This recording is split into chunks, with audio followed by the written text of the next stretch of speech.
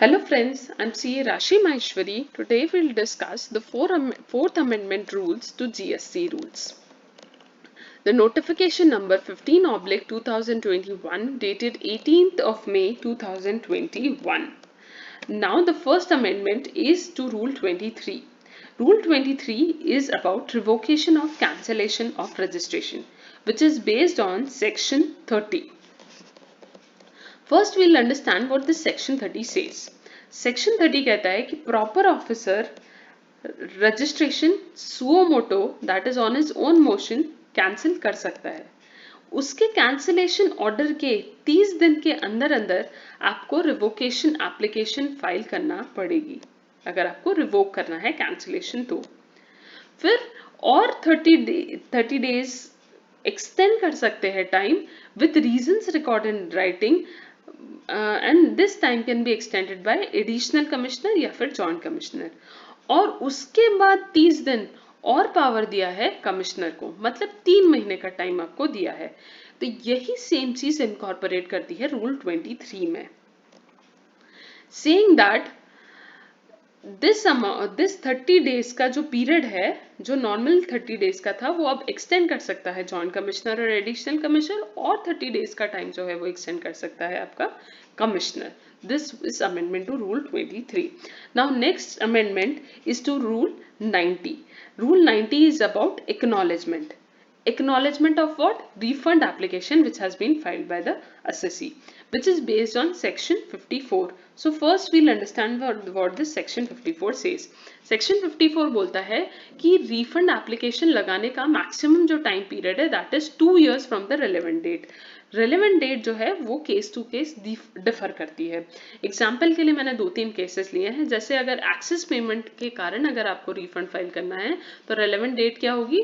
2 साल कब से काउंट होंगे? From the date of payment of the tax. अगर अपने से एक्सपोर्ट के कारण आपको रिफंड फाइल करना है तो आपकी रेलेवेंट डेट क्या होगी? जिस दिन गुड्स आपके इंडिया छोड़ दिए हैं. ऐसे मैंने एग्जाम्पल्स दिए हैं. तो मैक्सिमम टाइम पीरियड क्या हुआ आपका एप्लीकेशन फाइल करने का? 2 साल. अब रूल 90 कहता है, रूल 90 सब रूल 3 में अमेंडमेंट हुआ है. अब 2 ऑप्शंस है. एप्लीकेशन लगाई तो या तो आप एक्सेप्ट कर सकते हो या फिर उसमें डेफिशिएंसीज निकाल सकते हो. एक्सेप्ट कर लिया तो आपको एक एक्नॉलेजमेंट जनरेट करना पड़ेगा कॉमन पोर्टल पे इन फॉर्म GST RFD 02, और वो कब तक? 60 days from the receipt of the application से अंदर अंदर आपको GST RFD 02 कॉमन पोर्टल पे डालना होगा. और अगर आपने डेफिशिएंसीज निकाली है, that is rule 93 which has been amended, तो डेफिशिएंसीज आपको कम्युनिकेट करनी होगी through common portal in form GST RFD 03. अब अमेंडमेंट जो हुआ है वो है कि जिस दिन से एप्लीकेशन फाइल किए हैं से लेकर तो जिस दिन आपने डेफिशिएंसी कम्युनिकेट किया इन फॉर्म GST RFD 03, वो पीरियड जो है आपका वो काउंट नहीं किया जाएगा 2 साल के पीरियड में. जो सेक्शन 54 में 2 साल का पीरियड है उसमें वो टेन्योर काउंट नहीं किया जाएगा. This is in benefit of the assessee. इससे एक्सटेंडेड थोड़ा सा टाइम एसएससी को एप्लीकेशन फाइल करने के लिए मिल जाएगा. अब नेक्स्ट जो अमेंडमेंट है that is in rule 95. Rule 95 and Rule 90 sub Rule 6 has been added.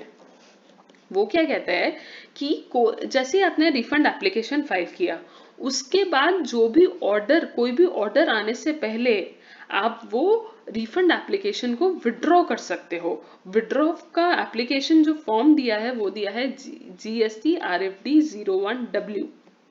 मतलब अगर कोई प्रोविजनल ऑर्डर पास नहीं हुआ है, फाइनल ऑर्डर या payment order, refund withhold order या नोटिस, अगर कुछ भी पास नहीं हुआ है तो आप खुद से जाके वो एप्लीकेशन विड्रॉ कर सकते हो.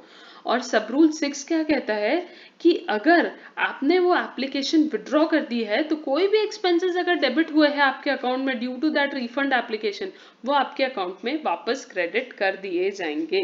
This is all about amendment to rule 90. Now next amendment is to Rule 92. Rule 92 का सब रूल 1 का जो प्रोविजो है वो ओमिट कर दिया है। अब सब रूल 1 क्या कहता है कि अगर आपका एप्लीकेशन आपने फाइल की है और सब कुछ ठीक है तो एक प्रॉपर ऑफिसर को फाइनल ऑर्डर पास करना पड़ेगा इन जीएसटी आरएफडी 06 में। और अगर उसमें से कोई भी अमाउंट वो एडजस्ट करता है तो उसका एक डिटेल्ड ऑर्डर पास करना पड़ेगा। प्रोविजो कहता है अगर पूरा का पूरा अमाउंट आपका एडजस्ट हो जाता, प्रोविजो जो ओरिजिनल प्रोविजो था वो कहता है कि अगर पूरा का पूरा अमाउंट आप एडजस्ट कर देते हो तो आपको एक डिटेल्ड ऑर्डर पास करना पड़ेगा।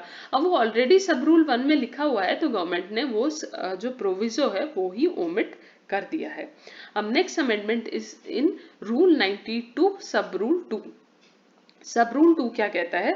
सबसे पहले एक हम फॉर्म देखेंगे, form GST RFD 07। GST RFD 07 जो फॉर्म है that is about the withdrawal of amount of this order for withholding of your amount. तो ये फॉर्म दो हिस्सों में डिवाइडेड है।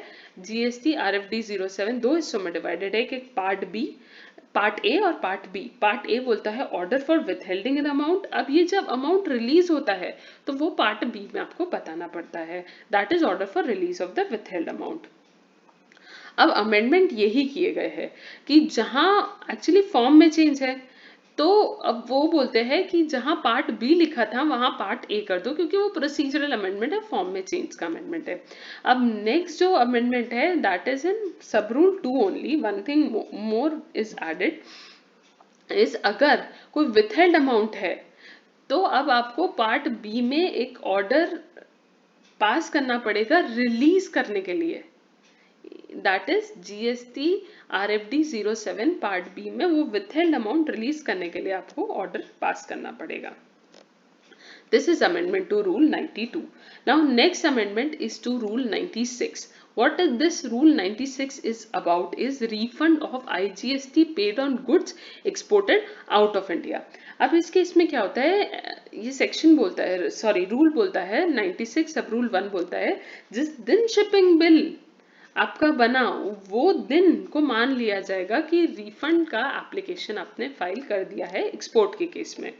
अगर आपका एप्लीकेशन का रिफंड फाइल एप्लीकेशन आपने फाइल करा है और वो अगर अमाउंट आप विथहेल्ड कर रहे हैं तो आपको विथहेल्ड कर रहे हैं तो आपको form GST RFD 07 part A में करना पड़ेगा, जो पहले पार्ट बी था, तो वो अमेंडमेंट है, that is fully procedural amendment.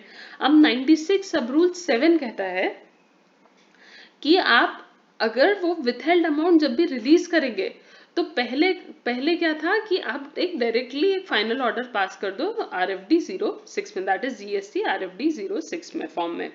अब वो अमेंड हुआ है, वो बोला नहीं, पहले आपको फॉर्म जीएसटी आरएफडी 07 में पार्ट बी भरना पड़ेगा। वो पार्ट बी क्या है? Release of the amount of the withheld amount, और उसके बाद में आप एक फाइनल ऑर्डर पास कर सकते हो, कर सकते हो नहीं, करना पड़ेगा जीएसटी आरएफडी 06 में। This is all about Rule 96 का amendment. अब the very important amendment is in Rule 138E. It is about e-way bill. वो क्या बोलता है कि अगर दो कॉन्जिक्यूटिव पीरियड तक आप अगर in case of normal tax पे 3B फाइल नहीं करते हो या फिर in case of composition scheme में अगर आपने ऑप्ट कर रखा है उस केस में अगर आप जीएसटी सीएमपी 08 फाइल नहीं करते हो 2 कॉन्जिक्यूटिव टैक्स पीरियड तक, तो आपकी जो ई-वे बिल की फैसिलिटी है वो ब्लॉक कर दी जाती है। तो ओरिजिनली क्या था, पहले क्या था कि आपकी इनवर्ड मूवमेंट की और as well as outward movement की दोनों की फैसिलिटी आपकी ब्लॉक कर दी थी। अब अमेंडमेंट के थ्रू क्या लाया कि आपकी जो इनवर्ड मूवमेंट की फैसिलिटी है वो ब्लॉक नहीं करेंगे, सिर्फ आउटवर्ड मूवमेंट ऑफ गुड्स की जो फैसिलिटी है अगर आपने 2 कॉन्जिक्यूटिव पीरियड तक रिटर्न नहीं भरे तो वो आपके ब्लॉक कर दिए जाएंगे। This is all about the amendments under notification number 15/2021 dated 18th of May 2021. Thank you.